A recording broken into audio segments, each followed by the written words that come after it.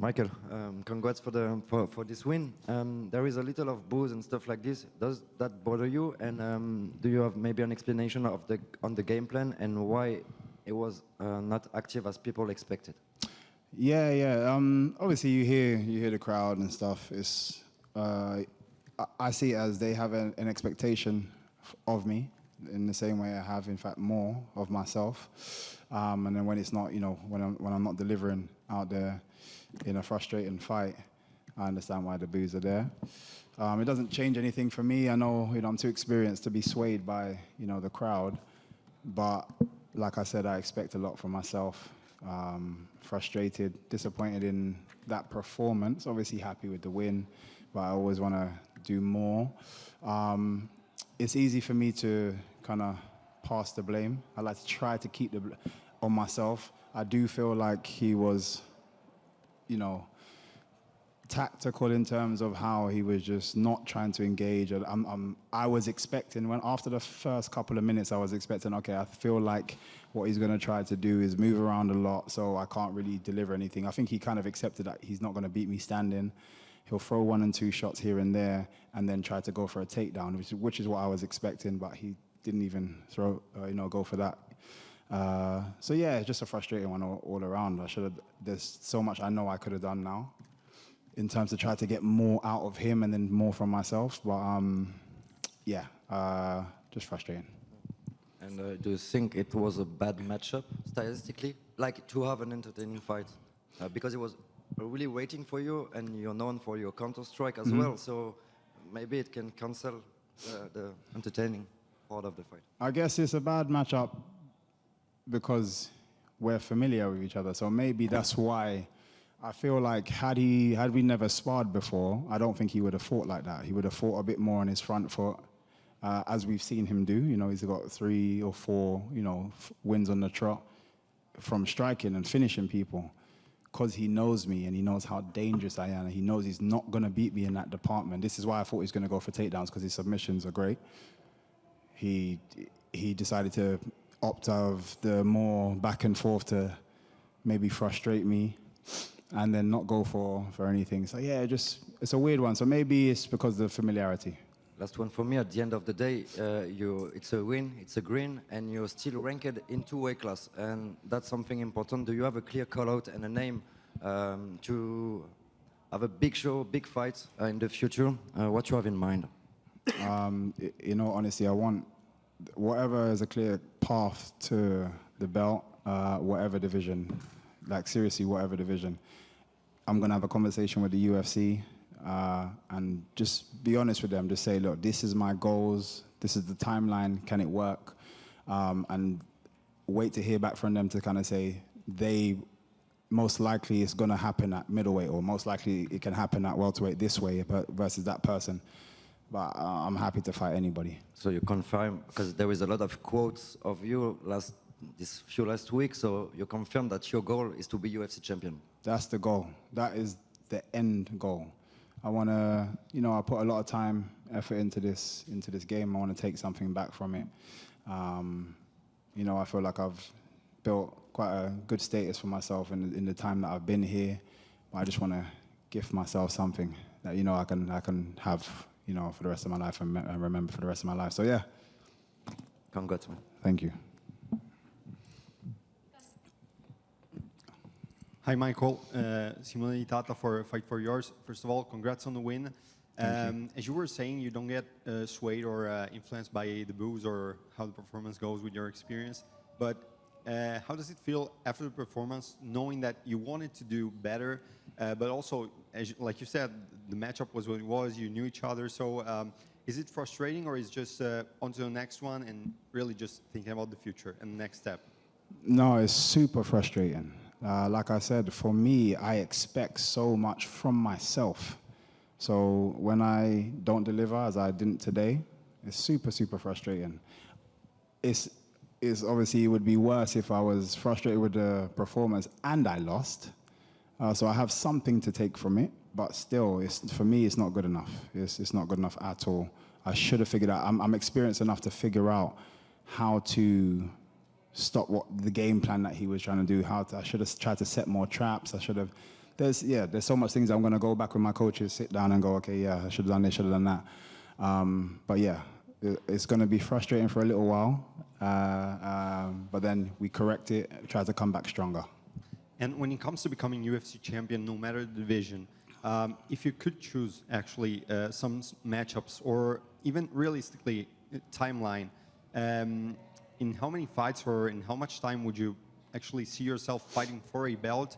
And which division, like just looking from the inside, in your case, you think would be the best or the most fun to go through to try and get the belt?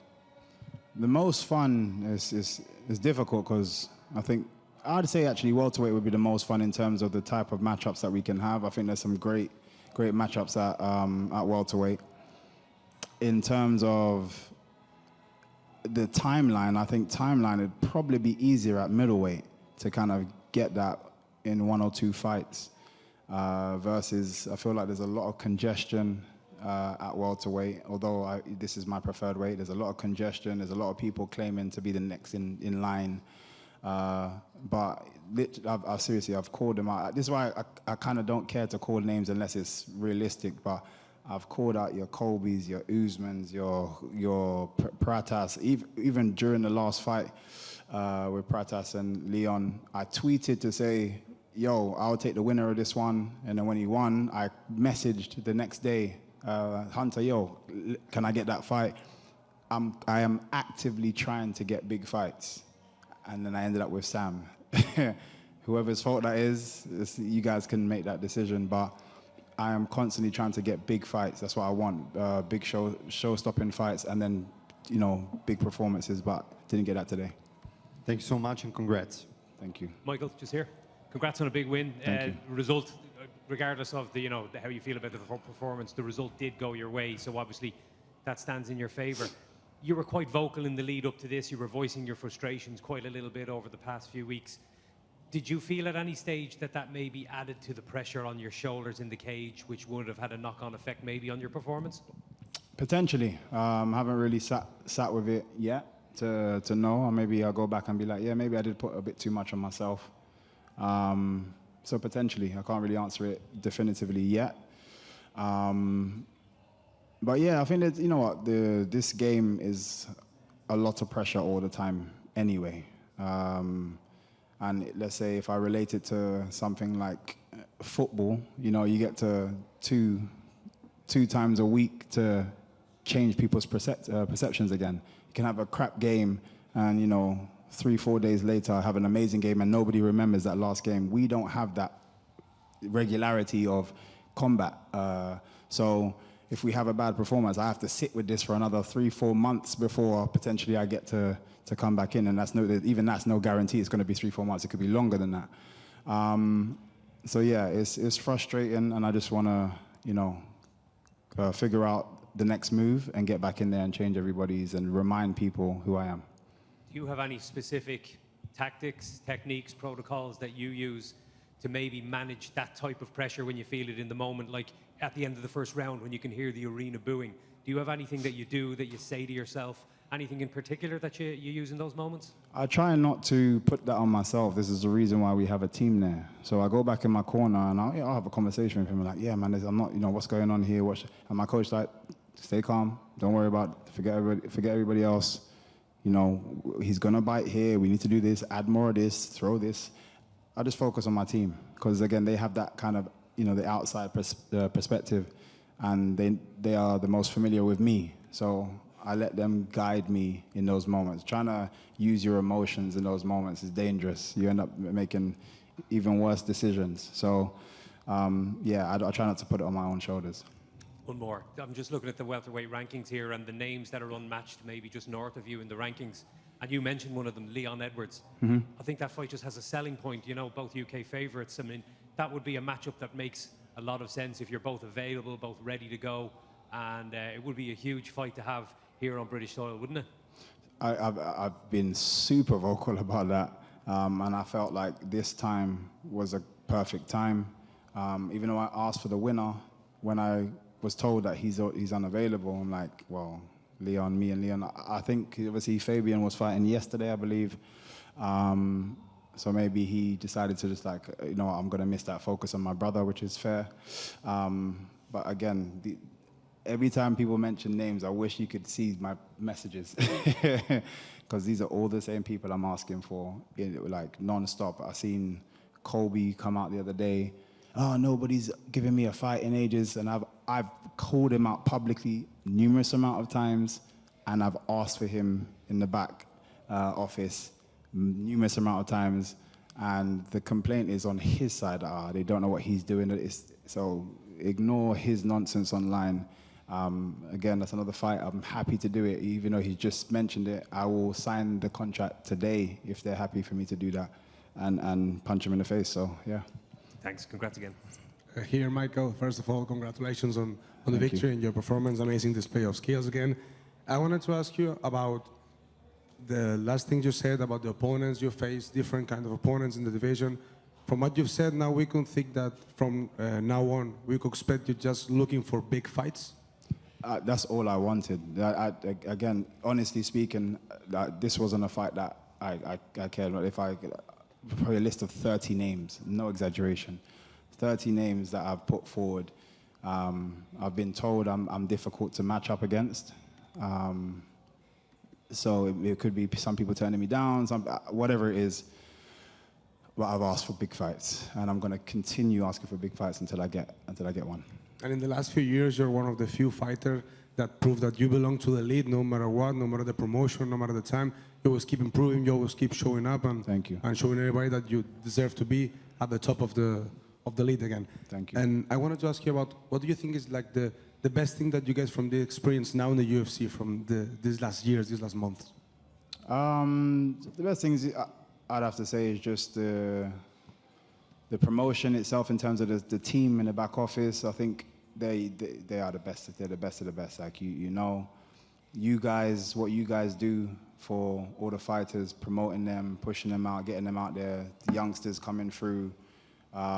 It's just the best in the UFC. You know what I mean? I know you guys do other shows and stuff, but it's just, you know, the UFC and you guys' partnership here just excels everybody, and it's amazing for everybody, including myself. So I'm very thankful to be here. It obviously adds pressure to you know your performances, but I wouldn't have it any other way. And the last one for me, Michael. In England, MMA is so big. You have such big athletes, big figures. I'm from Spain. Now the sport, as you have seen, has grown up a lot. Mm-hmm. I wanted to ask you about some advice that you could give us for the fans, the Spanish fighters, something from your experience as a legend. It will be a pleasure. In Spain, it's weird. I was raised with Spanish people as well, and they used to go. I got a house in Valencia, so I know Spain well. But it's we all started at a certain point, but use the inspirations around. You got Ilia Topuria, which for me is one of the biggest inspirations right now in the sport, let alone that he comes from Spain as well. You know, it's so much easier when you have somebody you can relate to, and be like, oh wow, it gives you that extra belief. You know, when the likes of Michael Bisping, you know, goes out and wins a world title, it tells all of us like, oh, actually, it's possible. Like when I first came into MMA, genuinely, I thought, I can't succeed in this sport until I move to America. And, you know, I opted out moving, and I'm happy I did, because, you know, I'm truly representing where I come from in the UK, and I'm hopefully giving that inspiration to others coming through. Like I said, just use your inspirations. You've got literally one of the biggest, best in the game. Use those inspirations, go out, train hard, and you guys will get there as well. Seriously, like you've got some amazing talent coming through. It will happen. Thank you so much, Michael. Thank you. Hi, Michael. Just one question over here. Oh, sorry. No, go. Sorry, because he was next. He was next. Just a quick one. Yeah. What made you pick out that Michael Jackson? Was it like a subliminal message, or? Yeah. So your question is... No. I think there's a multitude of things, but you only have to look at the world. You don't have to look that far. You only have to look at what's going on. And just, in all honesty, the powers that be in so many different aspects just don't give a shit about us, if I'm being honest. And anytime I hear the news, news channels, whatever. It's just so negative and so much pain in the world that's going on right now. And that track is so old and still so relevant. It's ridiculous. It's super relevant now. For my own frustrations and for the world's frustrations right now, that track is relevant, and it shouldn't be. That's what's annoying. I think it shouldn't be. It should be like a memorable track, not like actually that hits home now, you know? Yeah, just I feel like everybody at the top needs to disappear. We need to start again, start afresh. But yeah. Okay, I don't know, you will prefer my question, but I want to ask, because 2 days ago you said you're always giving main event, so I want to, you'll say about this today, after this fight. Yeah, no, it's definitely not a main event performance. But again, as you say, it could be a whole build-up of things in the build-up to today. That just my whole frustration about, I felt disrespected that I wasn't a co-main or main. I felt that I didn't have the right opponent.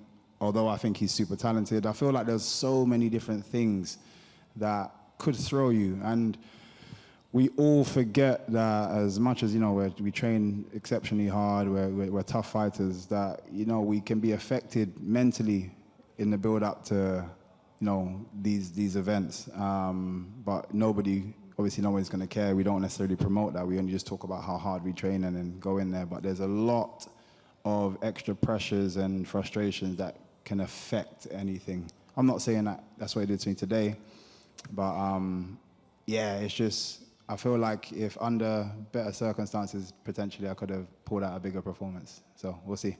Okay, I just read on Twitter that someone posted that Dana White go out during your fight and still didn't get back.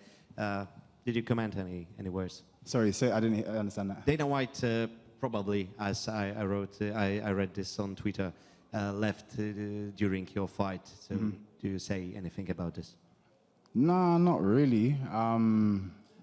Again, it's just when you're in a man in those positions, you need to remember everything that you do has a big effect. You create bigger waves with what you do and what you say. So we just need to be, I guess, needs to be mindful of those things. But he's known to be his own man. He does what he does. But for me, it's just go out there, perform as best as I can, and next time make him sit in his seat. Thank you.